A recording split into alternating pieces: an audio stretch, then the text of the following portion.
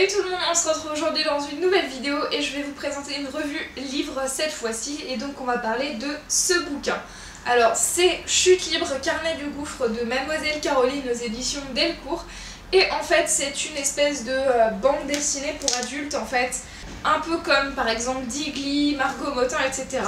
Donc globalement ça se présente comme ceci. Ce livre traite de la dépression et je trouvais ça intéressant à lire parce que c'est une maladie très méconnue qu'on sait très peu repérer dans la vie quotidienne, etc.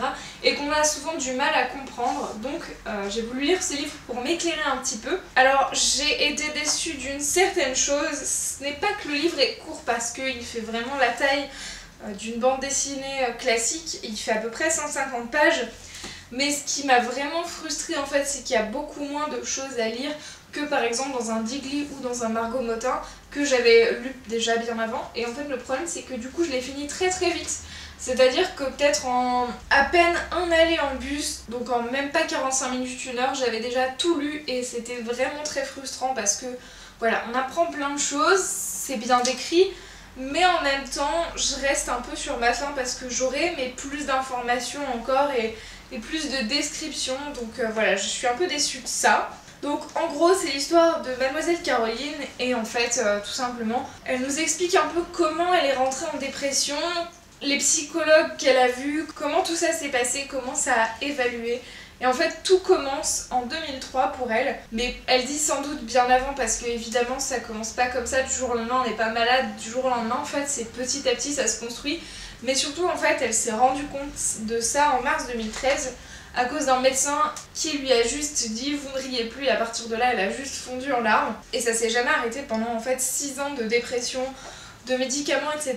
Donc elle nous raconte tout ce parcours là.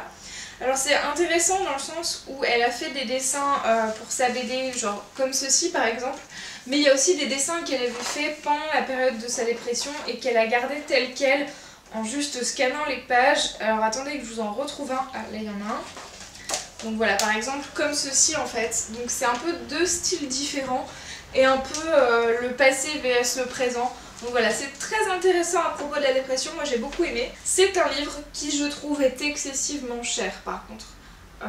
Il est bien fait, il est très chouette, la couverture est sympa. Ça reste un beau livre à garder, mais je suis très déçue du prix. Alors personnellement, je l'ai acheté en promotion d'occasion chez Gilbert et Joseph. Du coup, je l'ai eu à 12 €. Mais à savoir qu'au final, encore neuf, il coûte 18 à 19 €, ce qui est, je trouve, très cher. C'est un livre qui date de 2013, donc voilà, il est pas très vieux, pas très récent, il a 3 ans déjà, mais c'est déjà pas tant que ça dans le monde de l'édition, il y a des livres beaucoup plus vieux que ça. Et donc voilà, je vais vous lire la 4e de couverture. À 3 reprises dans sa vie, Mademoiselle Caroline plonge dans la dépression. Une chute libre racontée dans ses carnets du gouffre, 100% autobiographique, à la fois drôle et émouvant.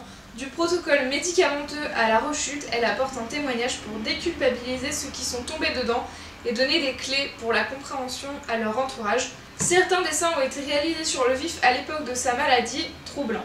Donc voilà, elle a fait d'autres bouquins, par exemple Enceinte, Maman quoi encore, Quitter Paris, Je commence lundi et Le régime anti-régime. Alors peut-être que je lirai d'autres livres d'elle parce que, je sais pas, c'est intriguant.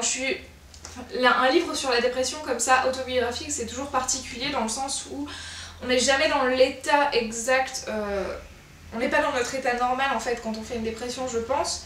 Et du coup j'aimerais bien savoir qui elle est en fait, en vrai maintenant, ou qui elle a été avant sa dépression.